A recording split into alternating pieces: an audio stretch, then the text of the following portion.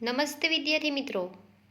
વિષય આસપાસ પ્રકરણ 14 જ્યારે ધરતી ધ્રુજી ઉઠી. ખરાબ સ્વપ્ન. મિત્રો, આપણે વિડીયોના ભાગ 1ની અંદર જોયું, જેમાં વાતો કરી કે જે જસ્મા નામે છોકરી છે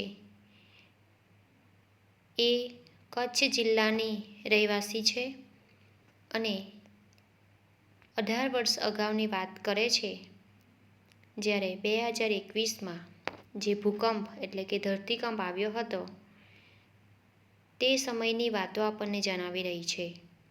તો આજે પણ સ્વપ્નમાં પણ એમને એ દિવસો, એ દર હજુ પણ એને સ્વપ્નમાં દેખાઈ આવે છે અને તે આપણને જણાવે છે તે સમયે ત્યારની જે પરિસ્થિતિ સર્જાઈ હતી એ આપણને જણાવી રહી છે. તો ચાલો આપણે જોઈએ આગળ. મદદ આવી. ધરતીકંપ આવ્યાના થોડા દિવસો પછી બીજા શહેરોમાંથી લોકો શું થયું તે જોવા માટે આવતા હતા. તેઓ ખોરાક, દવાઓ અને કપડાં લઈને આવ્યા. દરેક વ્યક્તિ આ વસ્તુઓ લેવા દોડતા જતા હતા. અમને જે કપડાં મળ્યા તે ઘણા જુદા હતા. અમે આવા કપડાં પહેલાં ક્યારેક પહેર્યા ન હતા. શું કહે છે જસ્મા જે વાતો કરે છે તે મદદ આવે છે લોકોને બીજા જિલ્લામાં અને જ્યાં નુકસાન ઓછું થયું હોય, નથી થયું હોય, જ્યાં ધરતીકંપનો આંચકો ના અનુભવાયો હોય, ન આવ્યો હોય તેવી જગ્યાએથી જે મદદ આવે છે તો જસ્મા જણાવે છે કે અમારા માટે મદદ આવી. તો લોકો પાસે જે વસ્તુઓ ધરતીકંપની અંદર જે બધું પૂરું થઈ ગયું હતું, ખલાસ થઈ ગયું હતું, જે અનાજ, કપડાં જે વગેરે બધું, તો એ વસ્તુઓની મદદ આવી હતી, ખોરાક, કપડાં વગેરે. તો લોકો એને લેવા જવા માટે દોડાદોડી કરીને લેવા જતા હતા, કહે છે. દોડી જતા હતા લોકો, દવા અને વગેરે વસ્તુઓ જે આવતી હતી.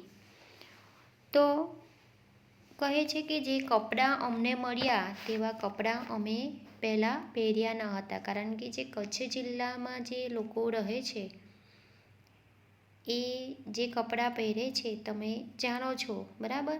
તો કે તેઓ જે આપણે જે ગુજરાતના જે લોકોનો જે પોશાક છે જેને આપણે કે ચણિયાચોળી, બરાબર, ગામથી જે ચણિયાચોળી પહેરીએ છીએ નવરાત્રિ વખતે એ પ્રકારના કપડાં ત્યાંના લોકો પહેરતા હોય છે.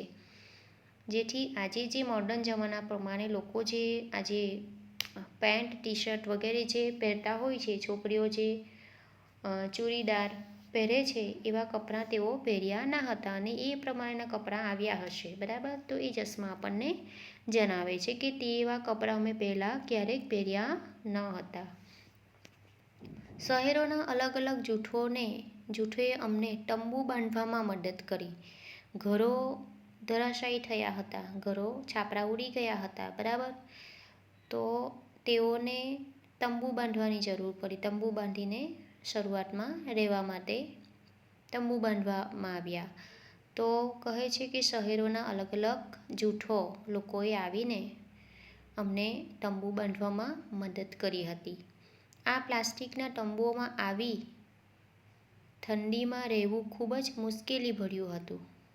તેમાંના થોડા લોકો વૈજ્ઞાનિકો હતા. તેઓ કયા વિસ્તારમાં ધરતીકંપ આવવાની શક્યતા વધારે છે તે શોધવાનો પ્રયત્ન કરતા હતા. અમારા ગામના લોકોએ તેમની સાથે ઘણી વખત વાત પણ કરી હતી. તેઓએ અમારા ઘર ફરી બનાવવાના સૂચનો કર્યા. ઇજનેરો અને સ્થપતિઓ.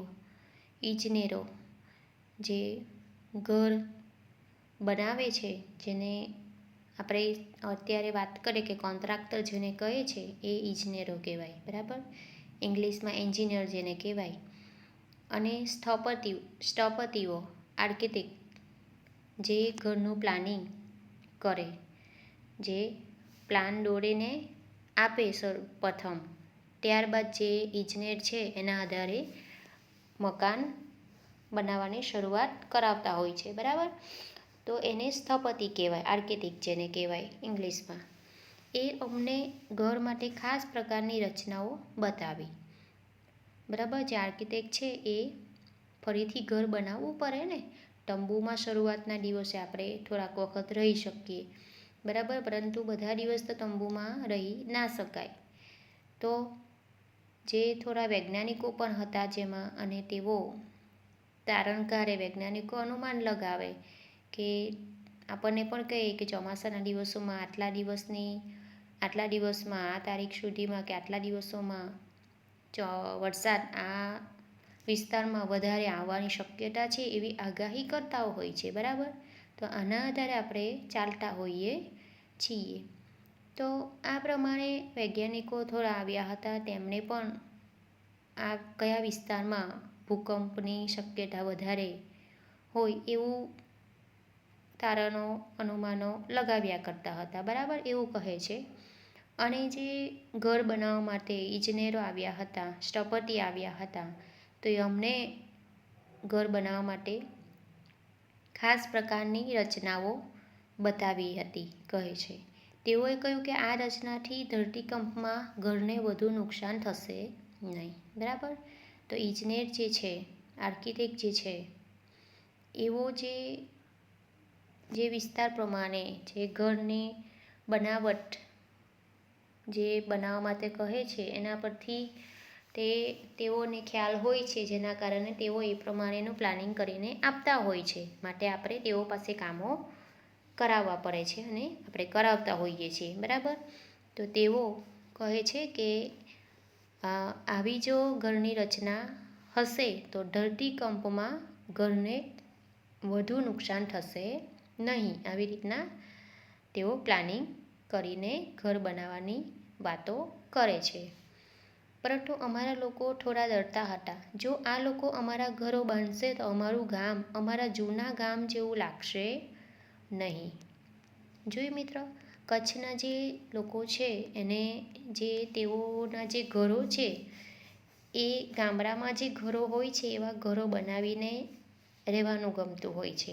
તેથી જો આવા મકાનો બનશે તો અમારું ગામ જૂનું જે ગામ હતું તેવું દેખાશે નહીં. એટલે ગામના લોકો એવા જે એન્જિનિયરો પાસે કામ કરાવવાનું થોડું ગમતું ના હતું, કારણ કે એવા નવા જે પ્રકારના મકાનો બનશે તો અમારું ગામડાની જે જૂના ગામ લાગતું હતું એવું ગામ રહેશે નહીં અને શહેર જેવું લાગશે, અને એ ગામના લોકોને પસંદ પણ ના આવતું હતું. તેથી ગામ લોકોએ વિચાર્યું કે તેઓ તેમના ઘર તેઓની મદદથી પોતે બાંધશે. ઇજનેરો અને સ્થપતિઓનું જૂથ ગામની શાળા બનાવશે. શું વિચાર્યું કે અમારું ગામ તો જે પહેલાં અમારું ગામ જેવું જ લાગવું જોઈએ, જેથી તેઓ જાતે એવો વિચાર કર્યો કે અમે અમારી રીતે જ ઘરો તૈયાર પોતે જ બનાવીશું. તમે ઇજનેરોને કહ્યું કે ઇજનેરો તમે સારા બનાવો, બરાબર. એટલે તેઓ પોતાનું ઘર જાતે જ પોતાની રીતે બનાવવા માંગતા હતા. અમારા ગામના પુનર્વસન માટે અમે બધાએ સાથે મળીને કામ કર્યું. ઘણા લોકો તળાવ ખોદીને માટી લાવ્યા.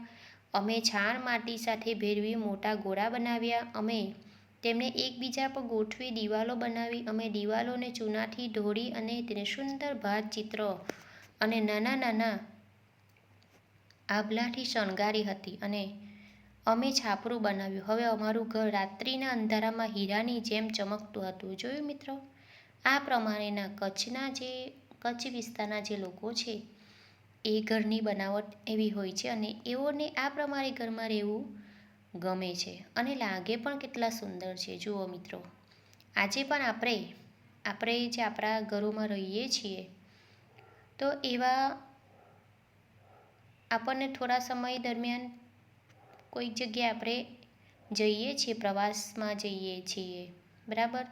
તો આવા જે ગામડાઓના જે ઘરો છે એવુંમાં આપણને રહેવાનું ગમે છે મિત્રો. લીપણવાળા જે ઘર છે, માટીના જે ઘરો છે એવુંમાં ગમે છે ને, કંઈક અનેરો જ આનંદ એમાં આવતો હોય છે મિત્રો રહેવાથી. તો ગામ લોકો જે છે તે પોતાની જે ગામની જે રીત રિવાજ મુજબ જે તેઓ કામ પહેલેથી કરે છે અને જે ઘરમાં તેઓ રહેવા ટેવાયેલા છે અને નવું રૂપ એવો આપવા નથી માંગતા, કારણ કે ગામડાનું જે ચિત્રણ છે એ ગામડું તરીકે આ પ્રમાણે ઘર હોય બરાબર, તો જ એક એનું સરસ મજાનું ગામડું લાગે છે મિત્રો. જેથી કરીને કચ્છના લોકોએ તે સમયે આ પ્રમાણે વિચાર નવા ઘરો નવી પદ્ધતિથી બનાવવાનું માંડીવા રાખ્યું અને પોતાની રીતે જ પાછા ઘરો એવો આ રીતે બનાવવાની શરૂઆત કરી હતી. અને બધા જ લોકો એકબીજાને મદદ કરી અને પોતાના ઘરને આભલા જેની વાત કરીએ છીએ, આભલા જે આવે છે ને મિત્રો, તમે ચણિયાચોળીની અંદર જોઈ શકો છો, તો એવા આભલા વગેરેથી દિવાલ તરીકે જે આપણે દિવાલ ઉપર કલર કરાવીએ છીએ અલગ અલગ બરાબર, તો તેવો સરસ માટીથી ભીતને દિવાલોને લીપીને એની ઉપર સરસ ડિઝાઇન દોરે છે અને આ આભલા લગાવે છે, જેથી રાત્રે પણ તેઓનું ઘર એક ચમકતું દેખાતું હતું. તો આવી પદ્ધતિથી તેઓ પોતાના ઘર તૈયાર કર્યા હતા. ચર્ચા કરો. જસમાના ગામે બીજી જગ્યાએથી ઘણા લોકો આવ્યા. તો જસમાના જે ગામે બીજી જગ્યાએથી ઘણા લોકો આવ્યા. આ લોકો કોણ હતા? તેઓએ ગામ લોકોને કઈ રીતે મદદ કરી? તો કે આપણે જોયું મિત્રો કે જસમાના ગામે બહારથી ઘણા લોકો આવ્યા હતા. તો તેમાં નર્સ, ડૉક્ટર, નેતા, પોલીસ, લશ્કરના જવાનો, NGO જે સંસ્થાઓ જે છે, સેવાભાવી કાર્યકરો વગેરે હતા. આ લોકોએ જે દટાયેલા લોકોને બહાર કાઢ્યા અને હોસ્પિટલમાં દાખલ કર્યા અને જેને ઈજા થઈ હતી તેવા લોકોને સારવાર માટે પણ હોસ્પિટલમાં ખસેડ્યા અને જેના ઘર પડી ગયા હતા તે લોકોને રહેવા પ્લાસ્ટિકના જે તંબુઓ બાંધવામાં મદદ કરી અને ખાવા પીવાની અને કપડાની વ્યવસ્થા પણ કરી હતી અને જરૂરિયાતમંદ લોકોને જરૂરી ચીજવસ્તુઓ પણ પૂરી પાડી હતી. જસમાના ગામના લોકોએ ઇજનેરોના સૂચનથી તેમના ઘર ફરીથી બનાવ્યા. જો ફરીથી ધરતીકંપ આવશે તો શું કહે છે કે જસમાના ગામના લોકોએ ઇજનેરોના સૂચનથી તેમના ઘર ફરીથી બનાવ્યા બરાબર. તો શું આ ઘર મકાનો પહેલાં કરતાં સુરક્ષિત હશે? કેમ? તો મિત્રો જસમાના ગામના લોકોએ ઇજનેરોના સૂચનથી તેમના ઘર ફરીથી બનાવ્યા. ઘર મકાનોને સ્ટ્રક્ચર ડિઝાઇનથી ભૂકંપપ્રૂફ બનાવ્યા હોવાથી ફરીથી ધરતીકંપ આવે તો પણ જસમાના ગામના મકાનો પહેલાં કરતાં વધુ સુરક્ષિત હશે. તેઓ એ પદ્ધતિથી પાકા મકાનો નથી ભલે બનાવ્યા, માટીને બનાવ્યા, પરંતુ જે ઇજનેરોના કહેવા મુજબ તેઓ તેમના ઘરો એ રીતે તૈયાર કર્યા, જેના કારણે ફરીથી પણ ધરતીકંપ થાય તો તેમને ઓછું નુકસાન થાય અને તેઓ તો સુરક્ષિત રહી શકે. વિચારો, તમે જ્યાં રહો છો ત્યાં ધરતીકંપ આવે તો શું તમારું ઘર સુરક્ષિત છે? તમારે વિચારવાનું મિત્રો કે આ પ્રમાણે જો ધરતીકંપ આવ્યો બરાબર, તો આપણે જ્યાં રહીએ છીએ આપણું જે ઘર છે એ સુરક્ષિત છે બરાબર. હવે મિત્રો આપણે જોઈએ તો ધરતીકંપ આવે છે તો આપણને ખબર આવવાના હોય તો એ પહેલાં ખબર તો હોતી નથી. તો એ જે કચ્છ જે જિલ્લો છે જ્યાં વધારે શક્યતા હોય છે, ત્યાં વધારે આવતા હોય છે. આપણે જે રહીએ છીએ તે આપણા ઘર એ આર્કિટેક્ટ અને કોન્ટ્રાક્ટરે પોતાની એ પદ્ધતિથી બનાવેલું હોય છે, એટલે વધારે આપણે ત્યાં નુકસાન થતું નથી અને આંચકો પણ ઓછો હોય છે. છતાં પણ આપણે જો એ પ્રકારે હોય તો આપણે શું એમાં સુધારો કરી શકીએ, શું સાવચેતી રાખી શકીએ તેના વિશે વિચારી લેવું બરાબર. ત્યારબાદ છે તમે કુદરતી આપત્તિઓ સમયે પાલતુ પ્રાણીઓને બચાવવા શું કરશો? મિત્રો, કુદરતી આપત્તિઓના સમયે પાલતુ પ્રાણીઓને પણ બચાવવા એ આપણી ફરજ છે મિત્રો, બરાબર. આપણે પાલતુ પ્રાણીઓ એટલે છે કે આપણે પાળીએ છીએ, તો આપણે પ્રાણીઓને પાળેલા હોય છે તો આપણી સાથે આપણે આપણા પ્રાણીઓની પણ કાળજી એટલી રાખવી પડતી હોય છે, બરાબર ને. તો જ આપણે પ્રાણીઓને પાળવું જોઈએ. તો મિત્રો, પાલતુ પ્રાણીઓને જો આવી આપત્તિ જો આવી પડે, જેમ કે આપણે ધરતીકંપ સમયે પ્રાણીઓને ખુલ્લા મેદાનમાં લઈ જઈ શકાય. ધરતીકંપનો આંચકો લાગવા માંડે તો આપણે તરત જ ઘરની બહાર નીકળી જવાનું હોય છે, બરાબર. અને ખુલ્લા મેદાનમાં જતા રહેવાનું હોય છે, જ્યાં આજુબાજુ કંઈ લાઇટના થાંભલા પણ ના હોય, કોઈ મકાન પણ ના હોય, કોઈ ઝાડ પણ ના હોય, એવું ખુલ્લું મેદાન હોય ત્યાં આપણે જતા રહેવાનું હોય છે. તો પ્રાણીઓને પણ આપણે એ સમયે એવી જગ્યાએ ખસેડી દેવાના હોય છે. અને દુકાળ વખતે પાલતુ પ્રાણીઓને ઘાસચારો તથા પાણીની વ્યવસ્થા કરી આપવાની હોય છે. પૂર જેવી પરિસ્થિતિના સમયે પાલતુ પ્રાણીઓને બાંધવાના સ્થળ ઊંચી અને સલામત જગ્યાએ રાખવાનું. પૂર આવી શકે, ચોમાસાની અંદર નદીઓમાં પૂર આવે તો આપણે જો દરિયાની નજીક વિસ્તારમાં હોય, બરાબર, તો આપણે એના માટે ખાસ તકેદારી રાખવાની હોય છે પહેલેથી જ મિત્રો, જેથી કરીને આપણે સમયે આપણે સુરક્ષિત રહી શકીએ. તો એના માટે જો આપણા પ્રાણીઓ હોય તો એ પ્રાણીઓને